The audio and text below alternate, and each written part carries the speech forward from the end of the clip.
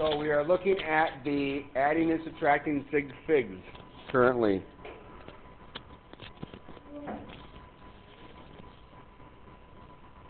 So things change once you start calculating with significant figures. Things change.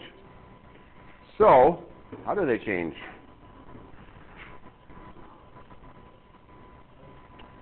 So this is a long rule, but let's just read through it. In your answer, you can use only the number after the decimal that there wasn't the number that was added or subtracted with the, okay, we'll fill this in, least Sigfigs.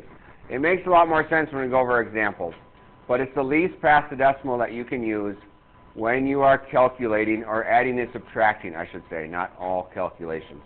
Least past the decimal. So we're going to do some calculations here. In some cases, they're written out for you. In some cases, I'm going to need your help.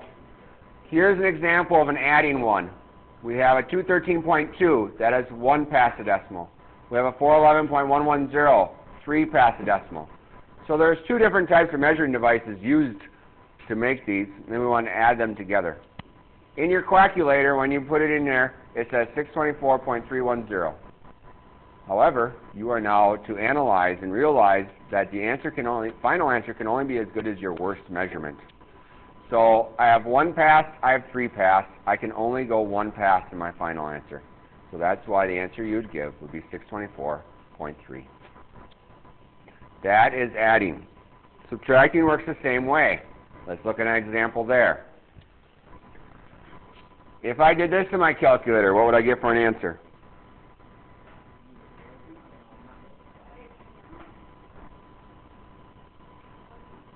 $52 minus 13.4.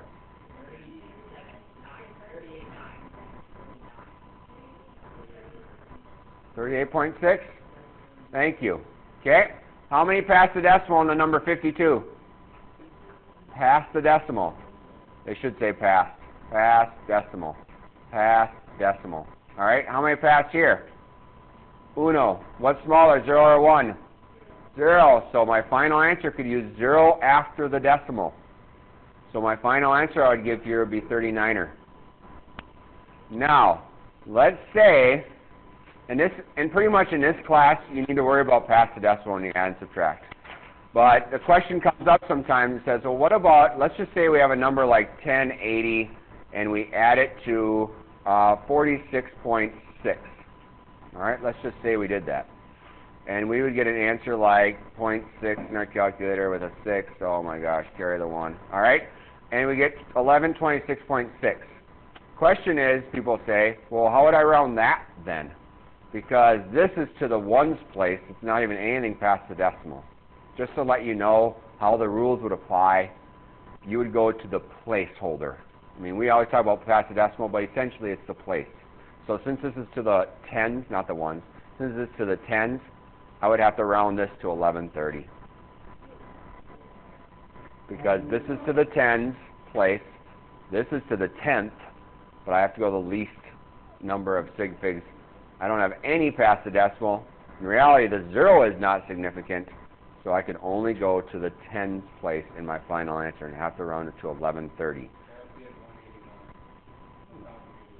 1081, then I would say, then this would be a 7, right? Then I would round to 1128. I'd go to the ones place. Will you see that in here? Probably not. Just to give you an idea of what the rule really states. We're going past the decimal pretty much all the time. But if there was a number that didn't have anything past the decimal, plus it didn't have any significant figures in the ones place, or it was only to the ones, just like the one we just did here, it was only to the ones place. That's why we did that. So just know that that's where it's coming from. It's really the placeholder. All right, moving on. So adding and subtracting is past the decimal every time. Multiplying and dividing is total significant figures. So somebody go ahead and calculate this 21.46 times 1.19 for me, or everybody. How about that?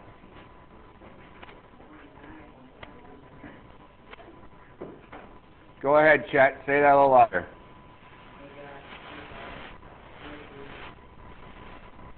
As far as what your calculator tells you. Your calculator is smart. and it gives you a lot of numbers. And in math, it's been fun to write all the numbers down. The good thing about significant figures, you don't have to write so many numbers down at the end. But you do have to think about what numbers matter. So I have 4 sig figs, I have 3 sig figs. I have to round it to the third. Am I going to round it to 25.5 or 25.6? 5, right? Because I can only use 3 in my answer, because 3 is less than 4. And I'm going to round it to 25.5. I would round it to 25.6 if that number after the 5 was a 5, 6, 7, 8, or 9. So for multiplying, it's the least total sig figs in the digits that you multiplied. Same thing with dividing.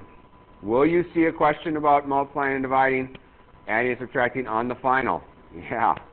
All these little things. Will you see something about metric conversion? Yeah. Now, these are basic skills we're using, but it is part of the big part of what they do over at state too. So that's why it's on their final. Multiplying and dividing, sig figs. All right, I calculate this in my calculator. How many total sig figs do I have here, Dylan? 4. How many total sig figs do I have here, Molly? 2. What's smaller, 4 or 2, Alex? Nice. So what do I report my answer to be, Alex?